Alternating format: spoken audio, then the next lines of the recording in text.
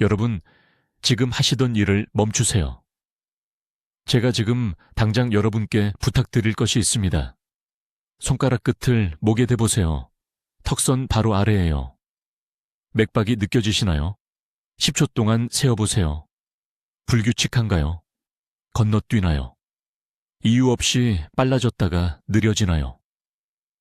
방금 뭔가 이상한 것을 느끼셨다면 제가 지금부터 말씀드릴 내용이 앞으로 90일 안에 여러분의 목숨을 구할 수 있습니다. 제 이름은 이민준 박사입니다. 저는 73이고 지난 22년간 대부분의 현대 의사들이 완전히 무시하는 것을 연구해 왔습니다. 저는 여기 서울에서 대사연구시설에서 일하고 있으며 전통요법이 당뇨병 같은 현대 질병과 어떻게 상호작용하는지만 집중적으로 연구합니다. 그리고 솔직하게 말씀드리겠습니다. 왜냐하면 시간이 우리 편이 아니기 때문입니다. 여러분이나 여러분이 사랑하는 사람이 높은 혈당, 당뇨 전 단계 또는 제2형 당뇨병을 앓고 계시다면 여러분은 시한폭탄 위에 앉아 계신 겁니다. 빨리 죽이는 그런 종류가 아닙니다. 천천히 여러분의 독립성과 존엄성을 빼앗고 평생 키우신 자식들에게 짐이 되게 만드는 그런 종류입니다. 그림 하나 그려드리겠습니다. 아침 6시입니다. 괜찮다고 느끼며 일어나십니다. 약간 목이 마를 수도 있습니다. 시야가 약간 흐릿할 수도 있지만 잠 때문이라고 생각하십니다. 화장실로 걸어가십니다. 갑자기 다리에 힘이 풀립니다.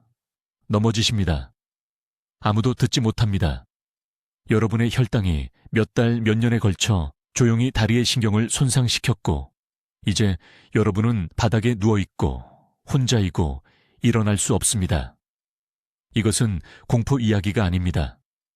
오늘 한국에서 400명에게 이런 일이 일어납니다. 내일 400명에게 또 일어날 것입니다.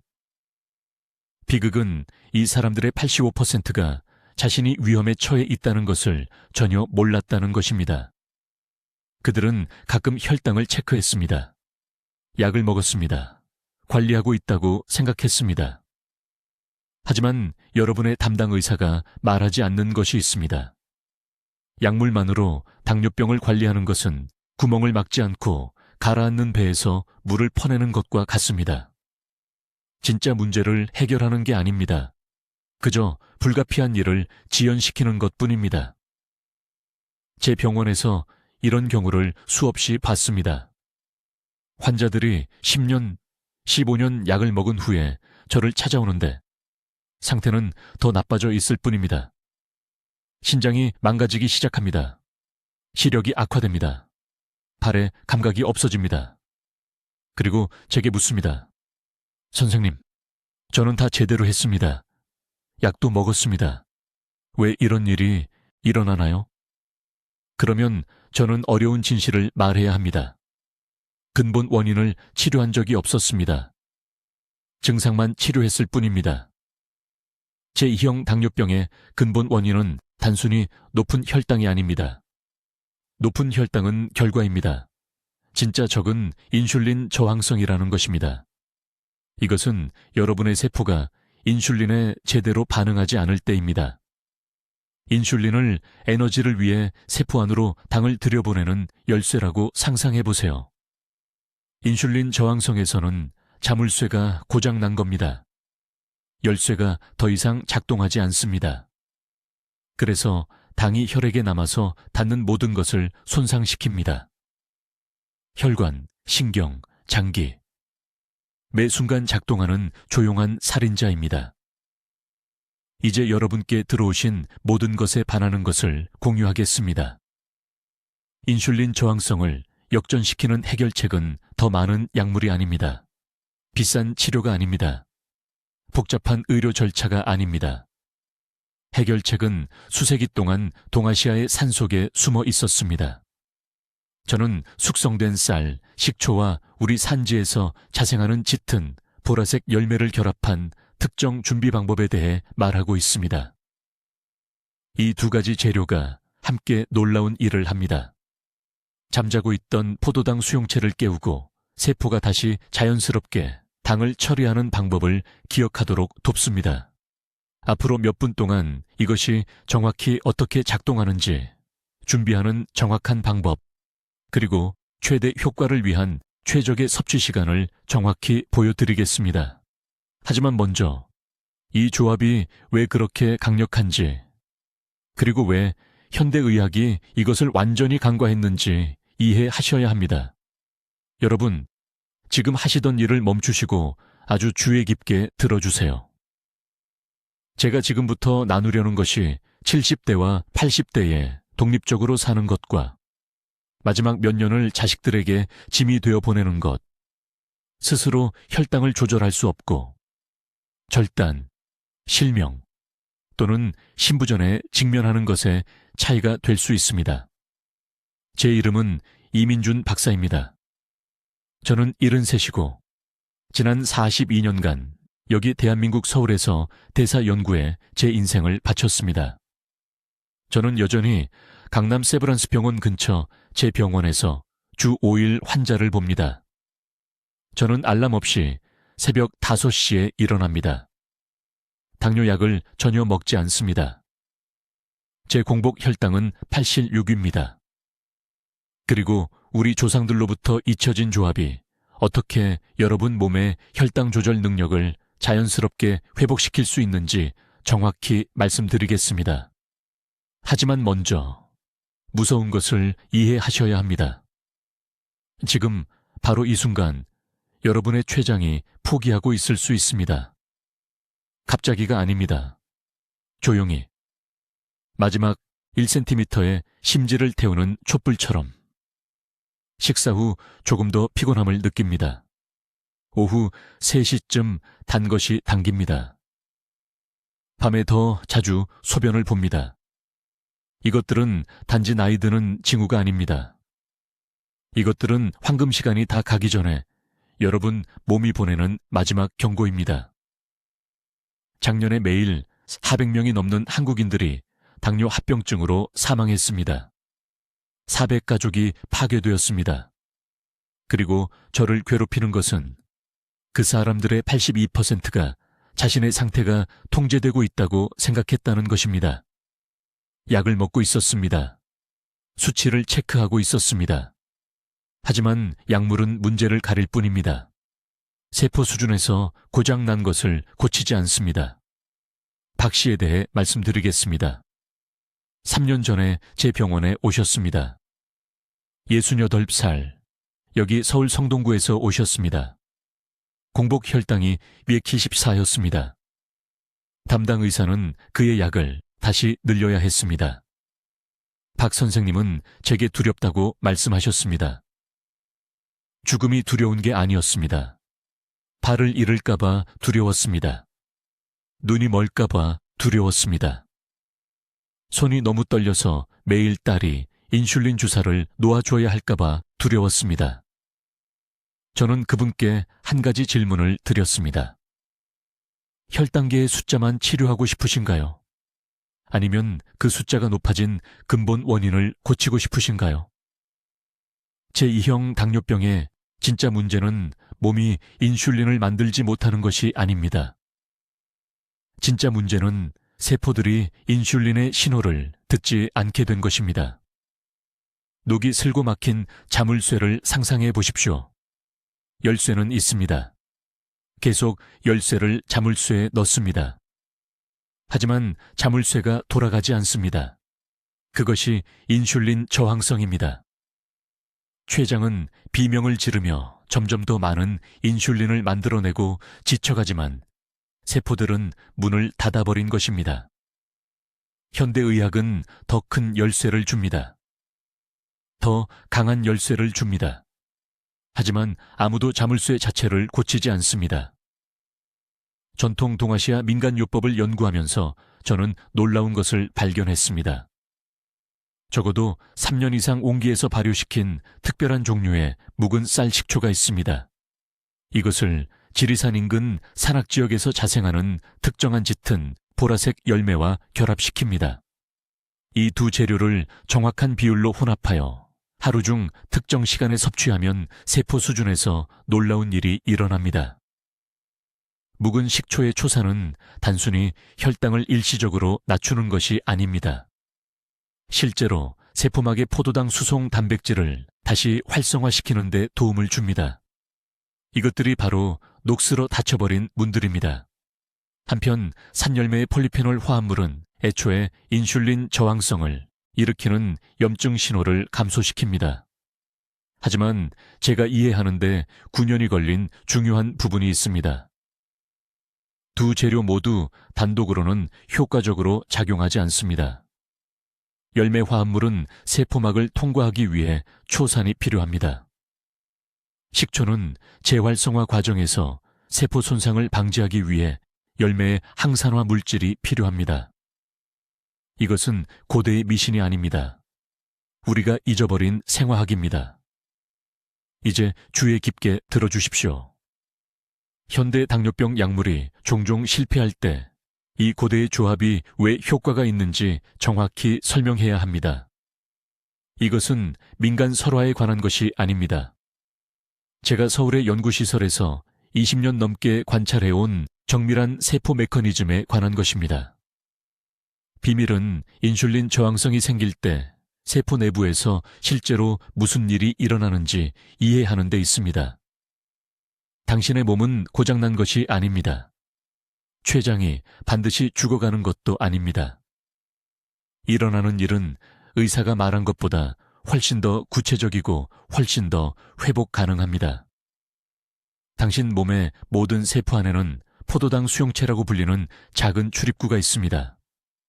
당이 들어가 에너지로 연소되도록 허용하는 문과 같다고 생각하십시오. 건강한 사람의 경우 인슐린은 이 문을 여는 열쇠처럼 작용합니다. 하지만 아무도 설명하지 않는 것이 있습니다. 시간이 지나면서 특히 50세 이후에는 이 문들이 끈적한 막으로 덮이게 됩니다. 이 막은 산화된 지질과 염증성 단백질로 만들어집니다. 문은 여전히 그곳에 있습니다. 인슐린 열쇠도 여전히 작동합니다. 하지만 열쇠 구멍이 막혀 있습니다. 이것이 인슐린 저항성입니다. 그리고 이것이 바로 인슐린 약을 더 많이 복용해도 종종 효과가 없는 이유입니다. 문제가 막힌 열쇠 구멍 자체인데 더 많은 열쇠를 사용하려고 하는 것입니다. 이제 제가 말하는 묵은 쌀 식초는 마트에서 사는 일반 식초가 아닙니다. 최소 3년 이상 발효된 식초여야 합니다. 이 긴 발효 기간 동안 독특한 분자 구조를 가진 특정 초산 화합물이 발달합니다. 이 화합물들은 놀라운 일을 합니다. 포도당 수용체를 덮고 있는 끈적한 막을 녹이는 용매처럼 작용합니다. 하지만 중요한 부분이 있습니다. 식초만 단독으로 사용하면 일시적인 개선만 얻게 됩니다. 막이 녹기 시작하고 문이 약간 열리지만 몸은 즉시 새로운 염증성 단백질을 형성하기 시작합니다. 몇 시간 안에 문이 다시 막히기 시작합니다. 이것이 어떤 사람들이 당뇨병에 사과 식초를 시도하고 며칠간 결과를 보다가 아무 효과도 보지 못하는 이유입니다. 여기서 산 열매가 등장합니다. 제가 말하는 특정 열매는 한국 검은 산딸기입니다. 일반 산딸기가 아닙니다. 강원도 산악지역에서 자라는 이 특정 품종은 어떤 과일에서도 측정된 것 중 가장 높은 농도의 안토시아닌을 함유하고 있습니다. 이 안토시아닌은 두 가지 일을 동시에 합니다. 첫째, 처음부터 끈적한 막을 만드는 염증성 단백질을 몸이 생성하는 것을 막습니다. 유전자 수준에서 염증 연쇄 반응을 차단합니다. 둘째, 이것이 중요한데 세포가 더 많은 포도당 수용체를 생성하도록 촉발합니다. 몸이 새롭고 깨끗한 문을 만들기 시작합니다. 이제 시너지 효과가 보이십니까? 묵은 식초는 막힌 문을 청소합니다.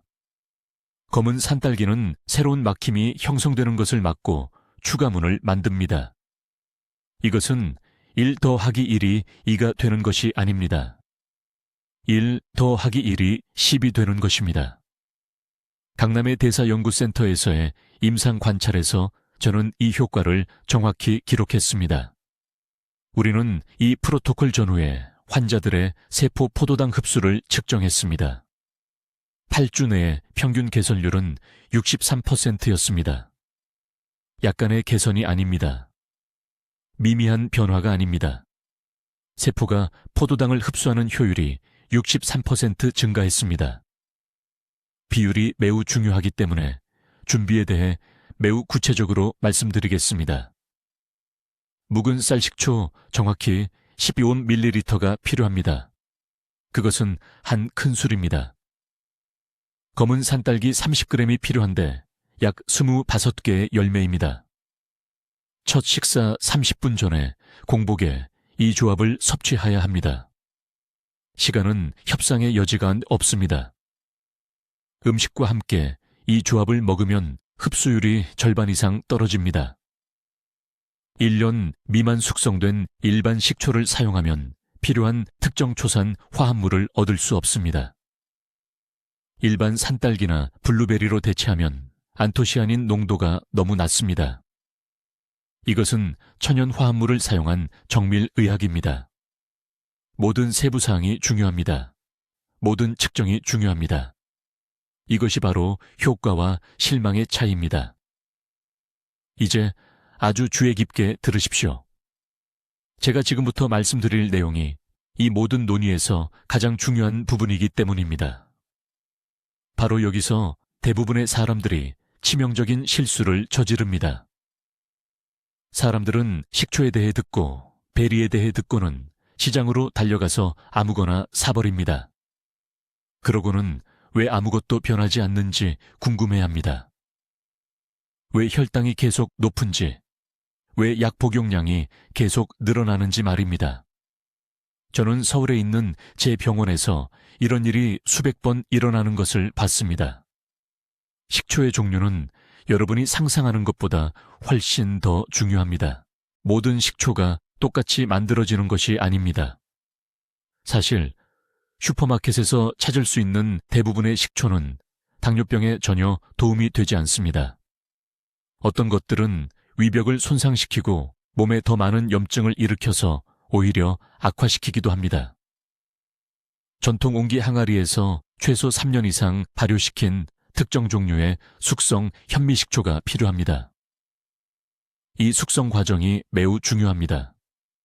그 3년 동안 아세트산은 세포가 실제로 흡수할 수 있는 더 작은 분자 사슬로 변환됩니다. 일반 식초, 요리나 청소에 사용하는 종류는 세포벽을 통과할 수 없는 큰 아세트산 분자를 가지고 있습니다. 그것들은 아무 효과도 없이 소화기관을 그냥 통과할 뿐입니다. 숙성 현미식초에는 아세트산 중합체라고 불리는 것이 들어 있습니다. 이것이 바로 황금 열쇠입니다. 이것들은 자물쇠와 열쇠 메커니즘처럼 인슐린 수용체에 부착되어 수년간 그 수용체들을 막고 있던 찌꺼기를 제거합니다. 이렇게 생각해 보십시오. 인슐린 수용체는 세포로 들어가는 문과 같습니다. 설탕을 섭취하면 인슐린이 그 문을 열어서 설탕의 안으로 들어가 에너지를 줄 수 있어야 합니다. 하지만 당뇨병 환자의 경우 그 문들이 노폐물, 산화된 지방, 염증성 단백질로 꽉 막혀 있습니다. 설탕은 혈액 속에 머물면서 점점 더 높아지는 반면 세포는 안에서 굶주리고 있습니다. 숙성 현미식초는 녹슨 경첩에 기름을 치는 것처럼 그 막힘을 녹여줍니다. 하지만 여기 중요한 문제가 있습니다. 아세트산 중합체만으로는 충분히 강하지 않습니다. 촉매제가 필요합니다. 최소 4배 이상 그 힘을 증폭시킬 무언가가 필요합니다. 여기서 진한 보라색 베리가 등장합니다. 블루베리가 아닙니다.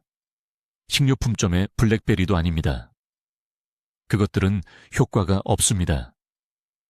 산악지역에 해발 1,000m 이상에서 자라는 특정 야생 베리가 필요합니다. 이 베리들은 작고 매우 신맛이 나며 자연계 어디에나 존재하는 것 중 가장 높은 농도의 델피니딘이라는 화합물을 함유하고 있습니다. 델피니딘은 안토시아닌의 한 종류이지만 가장 강력한 것입니다. 델피니딘이 아세트산 중합체와 동시에 혈류에 들어가면 세포막 내부에서 화학 반응이 일어납니다. 델피니딘 분자가 아세트산 중합체와 결합하여 각 성분만 사용할 때보다 인슐린 수용체 청소에 4-7배 더 효과적인 슈퍼 화합물을 만듭니다. 이것은 제 의견이 아닙니다. 제가 20년 넘게 일했던 대사연구소의 세포연구에서 측정된 것입니다. 하지만 타이밍이 모든 것입니다. 올바른 성분을 가지고 있어도 사람들이 실패하는 지점이 바로 여기입니다. 식초를 마시고 베리를 먹고 싶을 때마다 먹어서는 안 됩니다. 매일 아침 여러분의 몸이 이 치료에 가장 민감하게 반응하는 황금 시간대가 있습니다. 아침 5시 30분에서 9시 사이 코티솔 수치가 자연스럽게 최고조에 달합니다. 이것을 코티솔 각성 반응이라고 부릅니다. 바로 이 시간대에 인슐린 수용체가 가장 유연한 상태에 있습니다. 회복될 준비가 된 것입니다. 하루 중 다른 시간에 식초와 베리 조합을 섭취하면 흡수율이 60% 떨어집니다. 60%가 낭비되는 것입니다. 정확한 비율도 중요합니다. 정확히 1포ml에 숙성 현미식초와 40g의 산악베리를 섞어야 합니다. 이것이 혈류에서 최적의 농도를 만들어냅니다. 식초가 너무 많으면 위를 손상시킵니다. 너무 적으면 차이를 만들어낼 충분한 아세트산 중합체가 생성되지 않습니다. 베리가 너무 많으면 천연 과당으로 인해 혈당이 급상승합니다. 베리가 너무 적으면 결합 반응에 필요한 충분한 델피니딘이 제공되지 않습니다. 이것이 반드시 따라야 하는 정확한 공식입니다. 추측할 여지가 없습니다. 이제 이 고대 치료법을 올바르게 준비하는 방법을 정확히 설명해 드리겠습니다.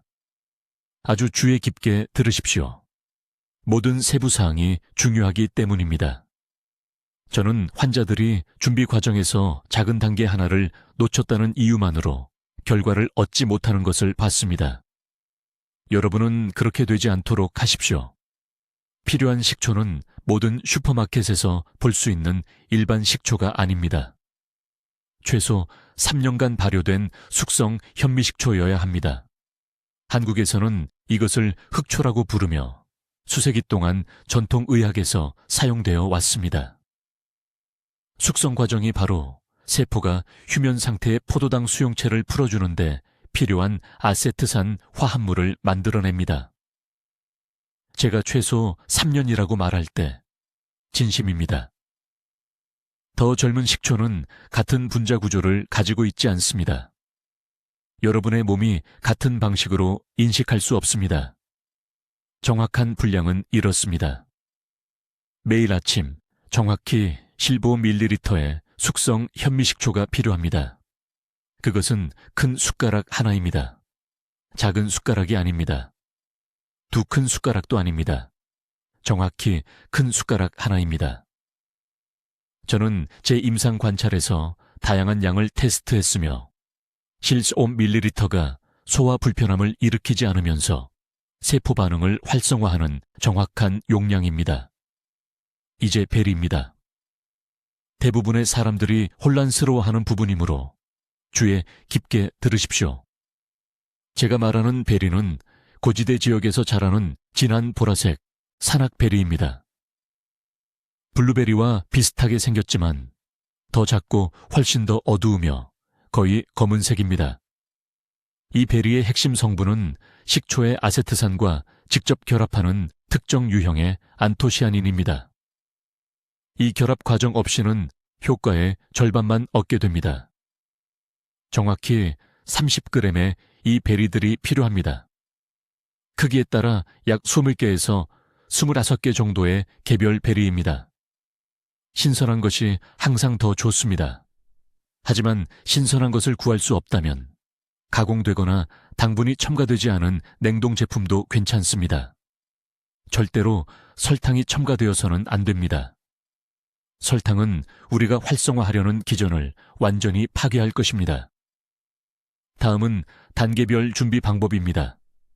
아침에 일어나서 다른 음식을 먹기 전에 1.ml의 숙성 현미식초를 정확히 200ml의 미지근한 물에 섞으십시오. 물의 온도가 매우 중요합니다.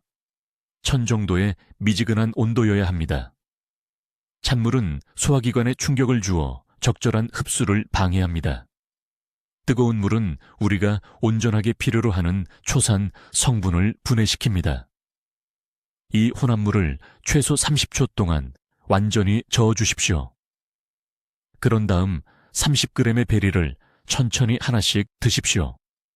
삼키기 전에 각 베리를 완전히 씹으십시오. 서두르지 마십시오.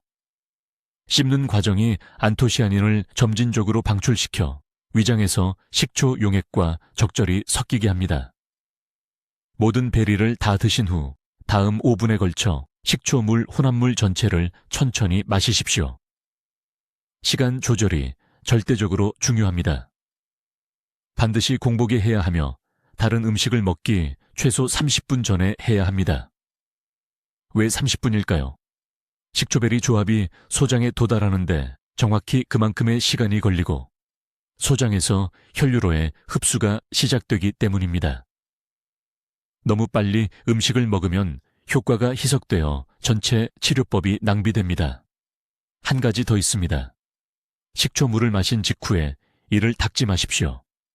초산이 일시적으로 치아 범랑질을 연화시키므로 바로 양치질하면 손상될 수 있습니다. 최소 30분을 기다리거나 치료법을 복용하기 전에 이를 닦으십시오. 이것은 작은 세부사항이지만 대사 건강을 회복하는 동안 치아 건강도 보호하기를 바랍니다. 부산에 박 씨라는 환자가 있었는데 처음 2주 동안 숙성 현미식초 대신 일반 백식초를 사용한 것 외에는 모든 것을 올바르게 했습니다. 그녀는 아무런 결과를 보지 못해 거의 포기할 뻔했습니다. 마침내 적절한 숙성 식초로 바꾸자 3주 만에 공복 혈당이 40포인트나 떨어졌습니다. 모든 세부사항이 중요합니다. 건강에 관해서는 지름길을 택하지 마십시오. 이제 이 식초와 베리 조합이 체내에서 어떻게 작용하는지 단계별로 정확히 말씀드리겠습니다. 이 부분은 대부분의 의사들이 혼란스러워하는 부분이지만 제가 명확하게 설명하겠습니다. 아침에 일어났을 때 몸은 우리가 공복 상태라고 부르는 상태에 있습니다. 세포들은 8시간에서 10시간 동안 음식 없이 지냈습니다. 바로 이 순간에 인슐린 수용체는 깨어나서 작동할 준비가 되어 있거나 잠들어서 막혀 있습니다. 당뇨병 환자와 당뇨병 전단계 환자의 경우 이 수용체들의 90%가 잠들어 있습니다. 이것이 진짜 문제입니다. 췌장이 인슐린을 만들 수 없는 것이 아닙니다. 세포들이 문을 두드리는 인슐린의 말을 듣기를 거부하는 것입니다.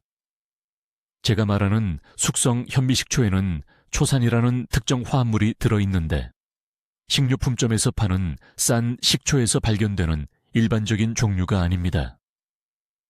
이것은 도자기 용기에서 최소 3년 동안 숙성된 식초여야 합니다.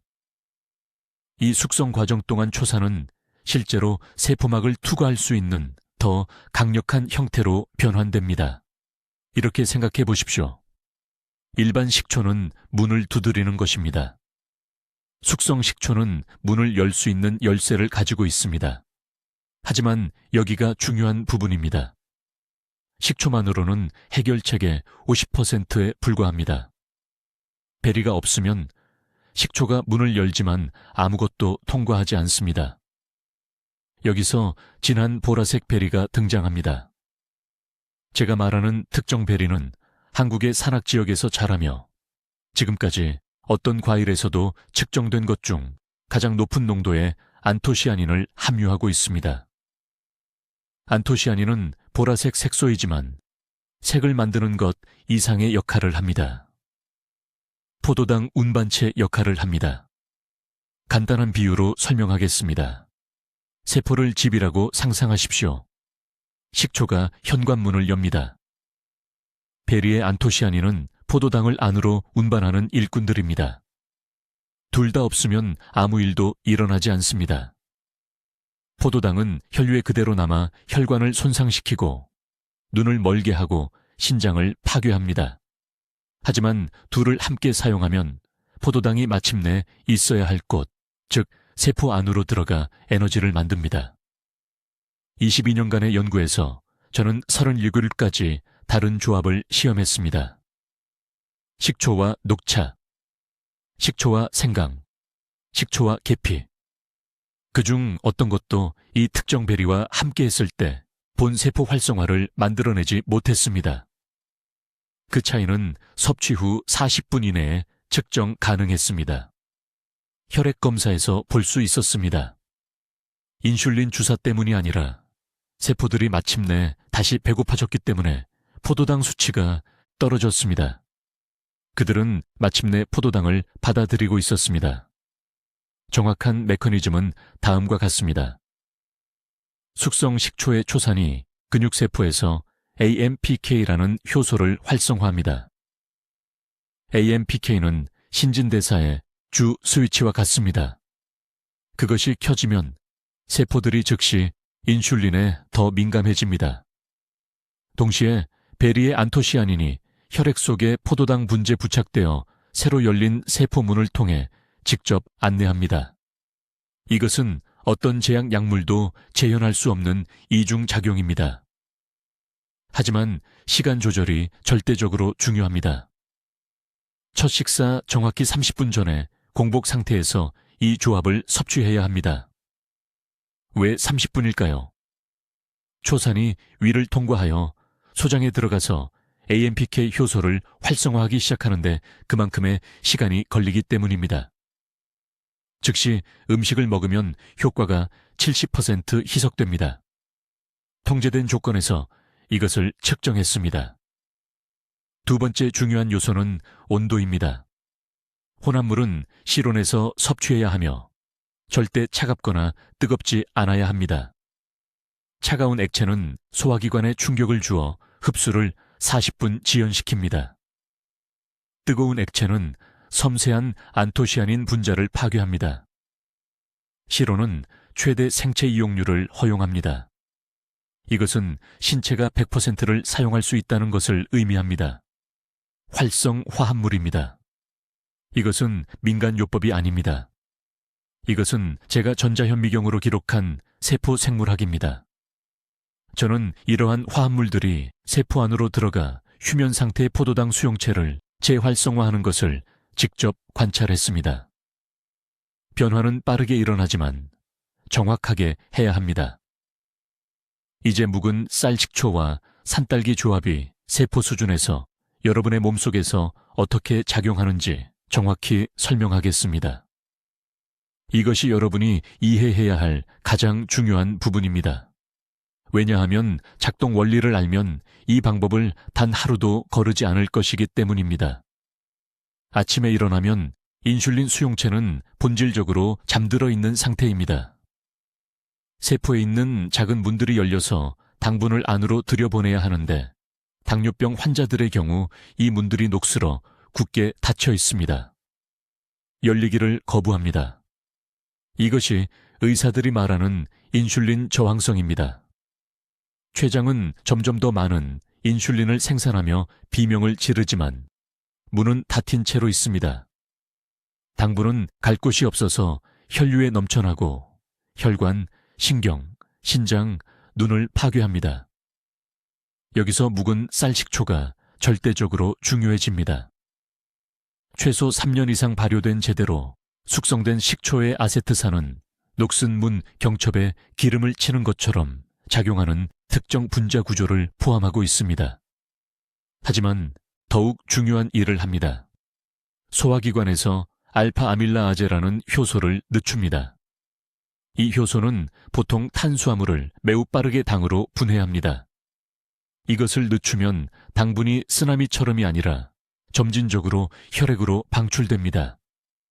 췌장이 드디어 숨을 쉴 수 있습니다. 패닉 상태에서 인슐린을 과도하게 생산할 필요가 없습니다.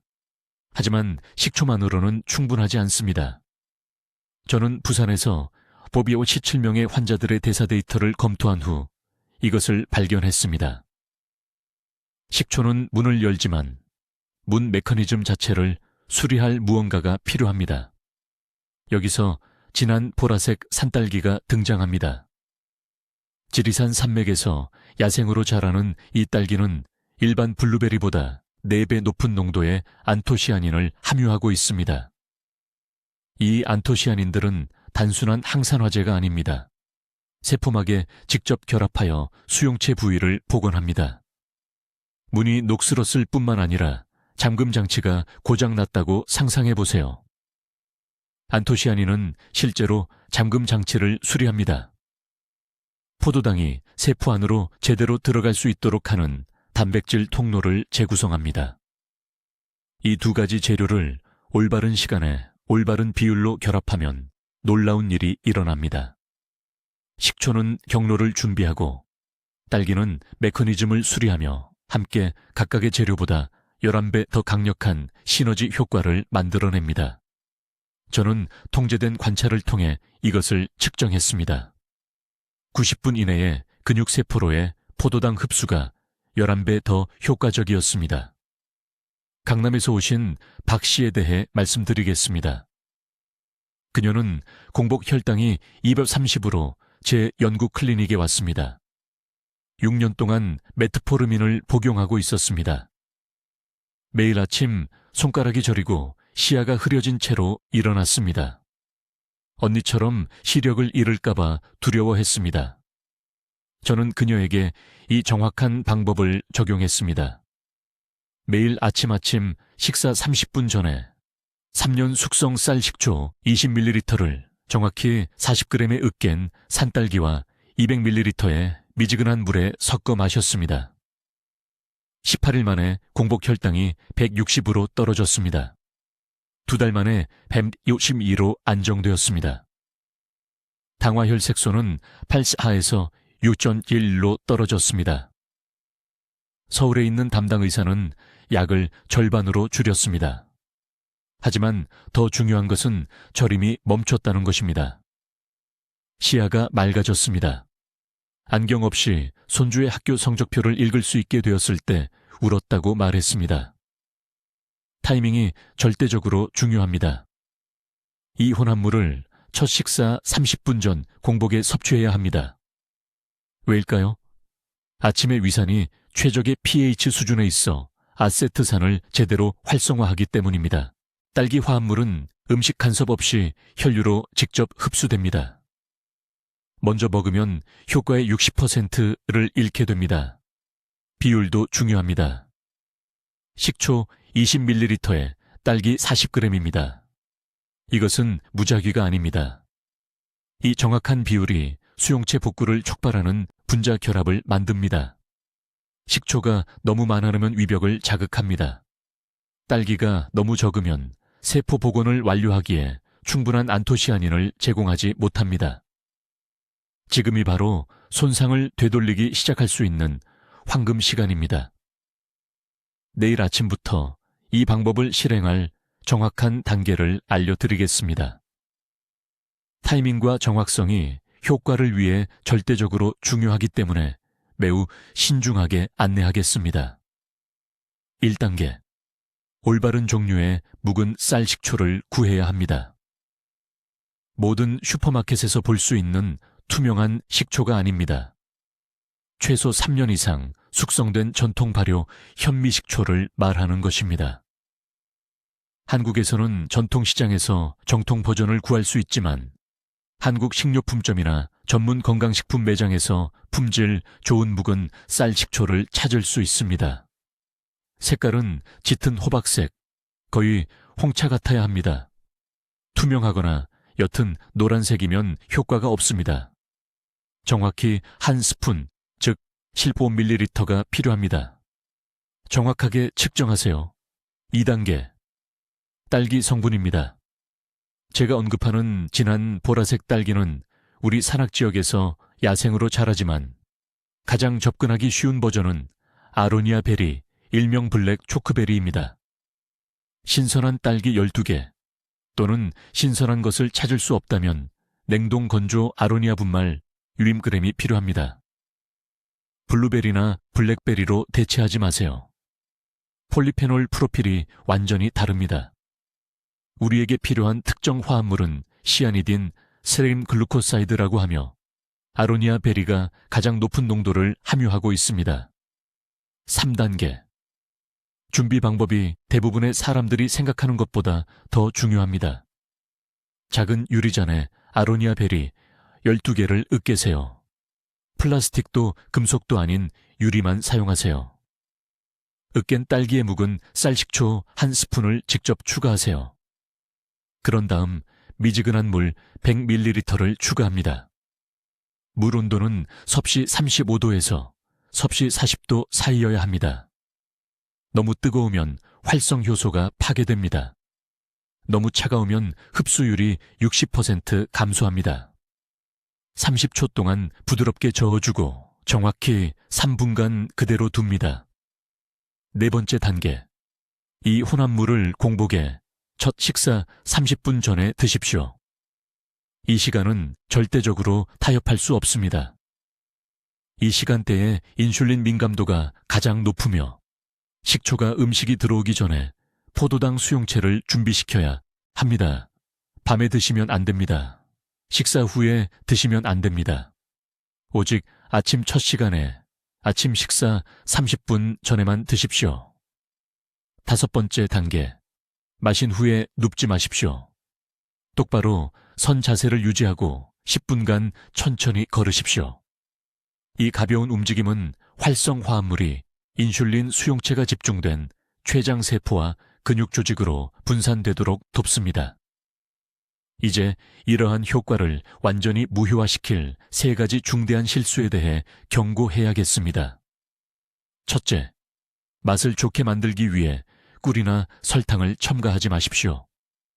맛이 상당히 시고 떫다는 것을 알지만 감미료를 첨가하면 전체 목적이 무산됩니다. 둘째, 현재 혈액 희석제를 복용 중이라면 먼저 의사와 상담하지 않고 이 혼합물을 복용하지 마십시오. 식초는 천연 항응고 특성이 있기 때문입니다. 셋째, 더 많이 먹으면 더 좋다고 생각하며 하루일 회분을 절대 초과하지 마십시오. 하루 1스푼의 식초가 치료 용량입니다. 그 이상은 치아 범낭지를 손상시키고 위벽을 자극할 수 있습니다. 이 방법을 최소 90일간 계속하십시오. 대부분의 사람들은 첫 주 안에 당분 갈망이 감소하는 것을 느낍니다. 더 나은 에너지 수준은 14일경에 나타납니다. 하지만 진짜 세포 변화, 인슐린 수용체 기능의 회복은 안정화되는데 전체 3개월이 걸립니다. 저는 22년간 대사장애를 연구해 왔습니다. 저는 수많은 환자들이 혈당 조절로 고생하는 것을 지켜봤습니다. 이 조합은 효과가 있지만 제가 방금 알려드린 정확한 방법을 따를 때만 가능합니다. 이 단계들을 지금 즉시 적어두십시오. 내일 아침부터 시작하십시오. 여러분의 췌장은 한 달을 더 기다릴 수 없습니다. 이 정보가 혈당 문제로 고생하는 가족 중 누군가를 도울 수 있다면 지금 당장 이 영상을 그들과 공유할 도덕적 의무가 있습니다. 댓글에 적어주십시오. 저는 혈당을 자연스럽게 조절하겠습니다. 공개적으로 그 약속을 하십시오. 적어두면 실천할 가능성이 3배 높아집니다. 여러분의 건강은 가장 큰 재산입니다. 내일 아침부터 건강을 지키십시오. 댓글로 알려주십시오. 숙성쌀, 식초와 베리 조합을 아침에 드실 건가요?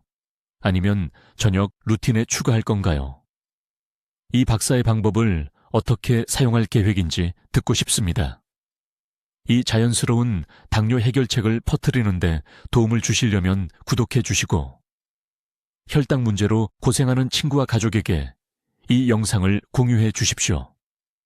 듣기만 해도 현명해지는 저희 채널을 시청해 주셔서 감사합니다.